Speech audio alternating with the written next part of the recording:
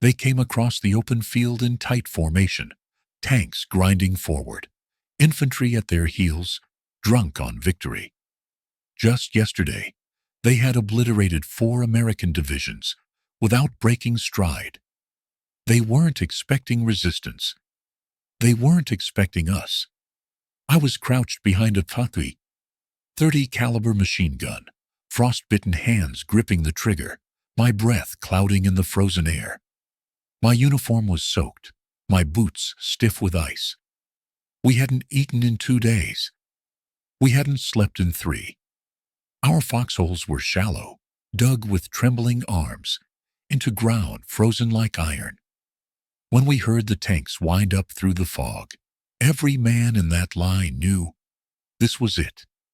The snowfield ahead dipped gently downward, about 400 yards to the base, then sloped back up to where the Germans had gathered. The lieutenant turned to me and said one word. 400. Sevens. I adjusted the sights. Heart racing. No time for fear. And then, now. Sevens. We opened up with everything we had. Rifles, mortars, my machine gun. It was thunder. It was fire. It was survival. Men dropped by the dozens. The white snow turned red. They broke. They turned. The mighty tanks wheeled and tried to retreat, but our artillery caught them in the open. Bastogne would not fall that day. We stopped them cold. But that's not the story people ask about. No one asks about the killing, about the cold, about the nights you lie awake in a foxhole listening to your friend cry through shrapnel-torn legs. What they ask about is the beer. They want to hear how, in the middle of that hellscape, surrounded, starving, bombed from every direction, I walked through the snow, took off my steel helmet, and filled it with Belgian beer to bring back to the wounded. How I held it out like a sacred cup, giving each man a sip, a moment of warmth, a reason to smile when there were none left. 65 years later, I would return to Bastogne, and they'd show me bottles of Airborne beer, served in little ceramic helmets. They'd say, "You're real, huh? We thought you were just a myth." Sevens. My name is Vincent Speranza. I was a kid from New York who jumped out of planes, froze in foxholes, bled beside brothers, and, yes, once filled his helmet with beer. And this is my story. I was born in 1925, in the heart of New York City, to Italian immigrant parents who believed in hard work, faith, and the American dream. We grew up with little money, but with plenty of spirit. The streets were loud, the neighborhoods tight, and my childhood, though scarred by the Great Depression, was full of mischief and laughter. We were just kids then, stuffing frogs down girls' blouses and running from teachers with rulers in hand. But everything changed on December 7th, 1941. I was 16, riding my bike through the city. I stopped by a store, and when I walked in, the place was dead silent. Everyone was gathered around a radio. "Shut up," someone snapped. "The president's talking." Sevens. And that was when I heard it. Franklin D. Roosevelt's voice, solemn and clear.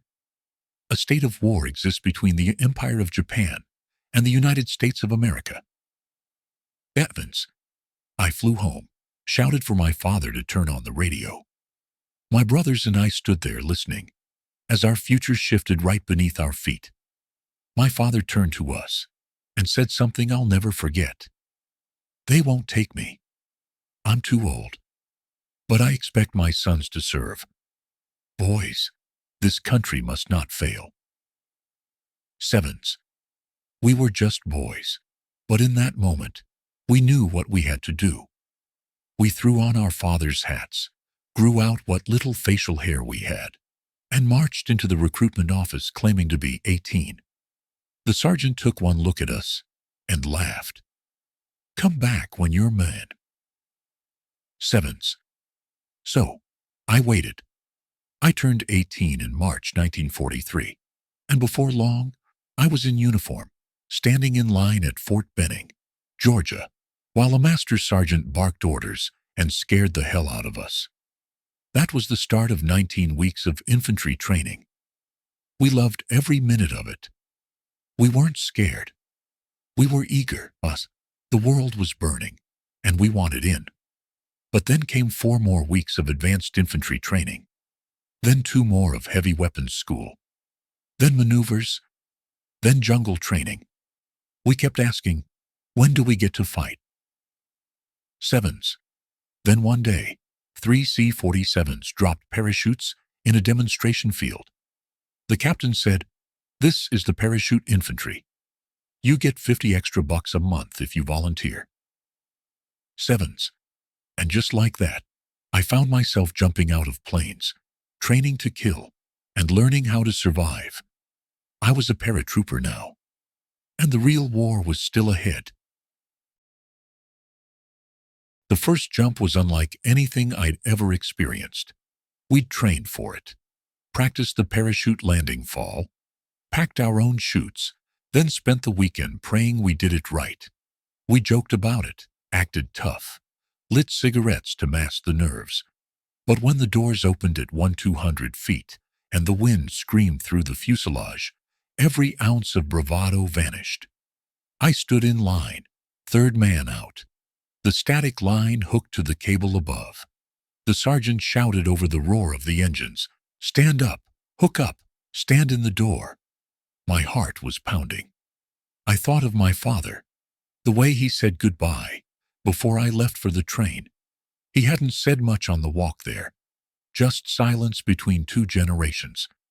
But before the train pulled away, he finally spoke. "Figlio mio, just don't do anything to make me hang my head in shame."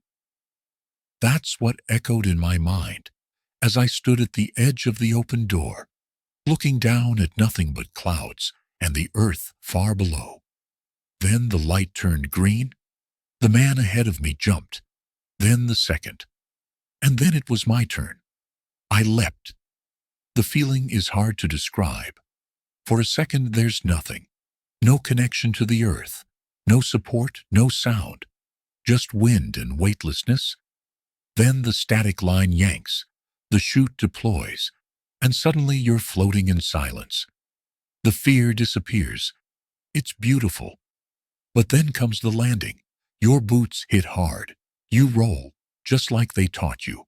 And the ground reminds you that gravity still wins. I got up, looked around, canopy flapping behind me, heart still racing. I had done it. And then they told us we had 4 more jumps to go. One of them at night. At night, it's different. The air is thinner. You fall faster. Shadows lie. In our class, 2 men mistook a moonlit concrete road for the Chattahoochee River. They loosened their harnesses, thinking they were landing in water, and jumped free. They died on impact. It shook us all. But the next morning was graduation. Silver jump wings, the right to blouse our pants over our boots, a week's furlough home. And for the first time in my life, I walked the streets of my neighborhood as a paratrooper. People looked at you different, especially the girls. From there, it was a blur. Fort Shanks, the Queen Mary turned troopship, Scotland, then south by rail to England, waiting, training, preparing. And then, orders. The 101st Airborne had been torn to shreds in Holland. Operation Market Garden was a disaster. Thousands of men gone. The division was rebuilding in Mourmelon, France. They needed replacements. They needed us. It was December 1944, cold, quiet. Most figured the war would slow down for the winter. Then came the word. The Germans had launched a surprise offensive through the Ardennes forest. 25 divisions, 9 armored. Their goal was the port of Antwerp.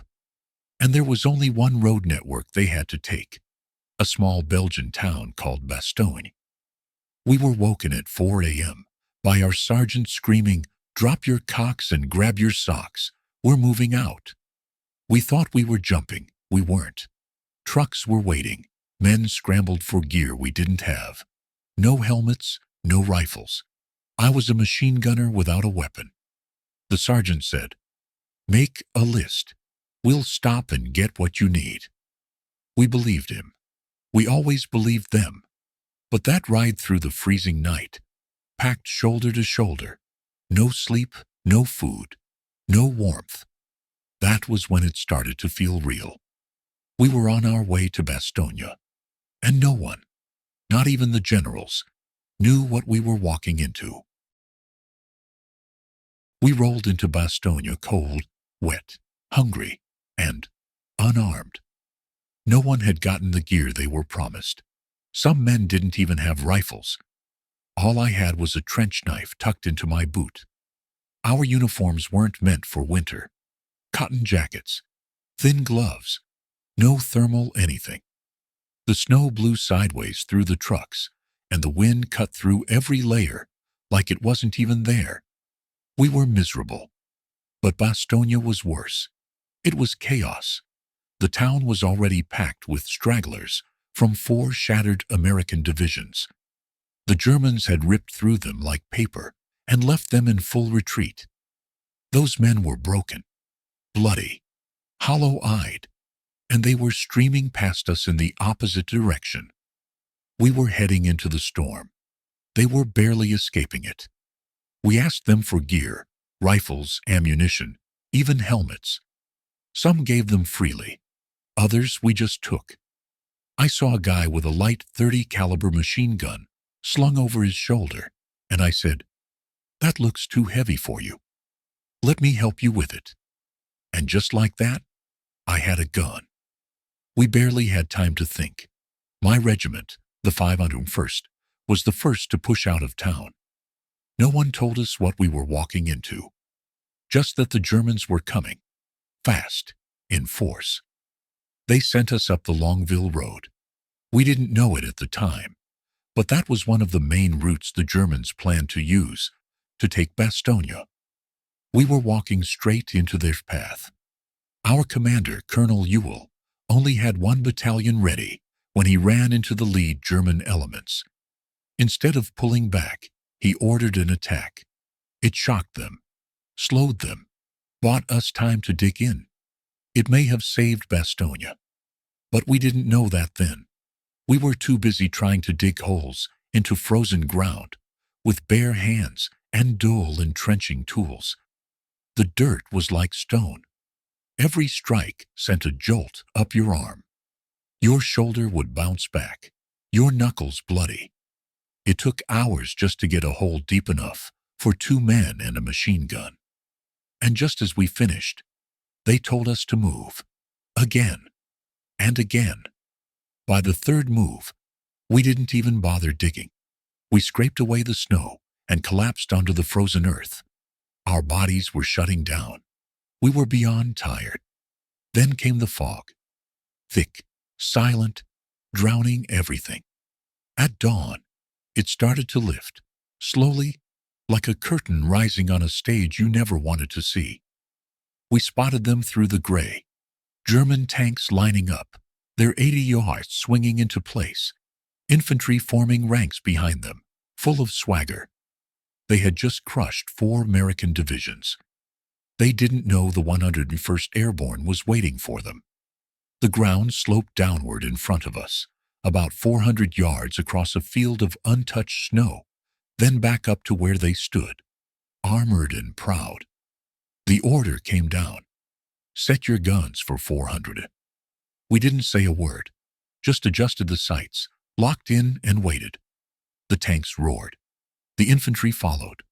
They thought it would be another easy kill, but they were wrong. And in that moment, cold, hungry, scared, and half frozen, we were never more ready. Because now, it was time to fight. They came like a flood. Tanks churning the snow, engines growling like beasts, German infantry in tight formation behind them, confident, mechanical, unafraid. They didn't think we were a threat. They thought we were just another broken unit, like the ones they'd crushed the day before. But we were the 101st Airborne. We were dug in, cold, starving, half frozen, but ready. My hands were wrapped around the spade grips of the .30 caliber machine gun. My assistant gunner was beside me, feeding the belt through. The barrel was already steaming from test fires. I could feel my pulse in my teeth. Every man around us was still. No talking, just waiting. And then, through the fog, came the voice of our lieutenant. 400. Wait. Now. Now. I squeezed the trigger. The gun bucked against my shoulder, roaring to life. Shell casings spat out in a golden blur. The snow in front of us exploded in a line of hot lead.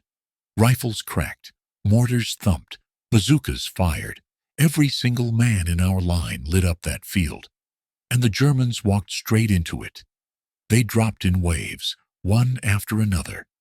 The tanks kept coming, firing point blank into our foxholes. When a shell landed, the man it hit simply disappeared. His gear flew into the air. Sometimes his rifle, never his body. We were firing so fast, my assistant had to swap out ammo belts with shaking hands. I could feel the metal of the barrel growing hotter through my gloves. But we didn't stop. Couldn't stop. The German infantry faltered. They weren't expecting that kind of resistance. Not from a bunch of half-equipped paratroopers who had just rolled in on open trucks. They wavered. Then they broke. The line collapsed. What was left of them turned and ran, dragging the wounded, shouting in panic. The tanks began to retreat, and that's when our artillery opened up. General McAuliffe had positioned the guns perfectly. Even though he wasn't the commanding general, he was the only one left on post. And thank God for that. He had the foresight to set up the batteries so they could fire across town, overlapping fire zones, creating walls of steel wherever the Germans moved. As the tanks turned to escape, our rounds slammed into them. One burst into flame. Another twisted sideways and stopped moving entirely. You could see crew members bailing out, only to be cut down by rifle fire. We held the line. We stopped the assault. But victory didn't feel like triumph. The field in front of us was soaked in blood. Men cried out for medics. Some were beyond saving. Others whispered for mothers who'd never hear their voice again. That night, we were surrounded. The Germans sealed the perimeter and cut off every road, every supply line. We had no food, no ammo resupply, no warm clothing, no way out. But we didn't care. They had thrown their best at us, and we were still there, still breathing, still holding Bastogne. We weren't just soldiers now. We were something else. We were a wall, and behind us stood a nation.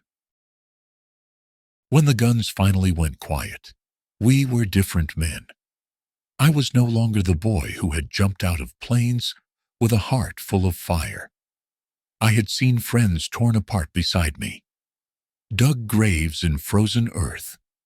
I had felt the weight of war, not the kind you read about, but the kind you carry home in silence.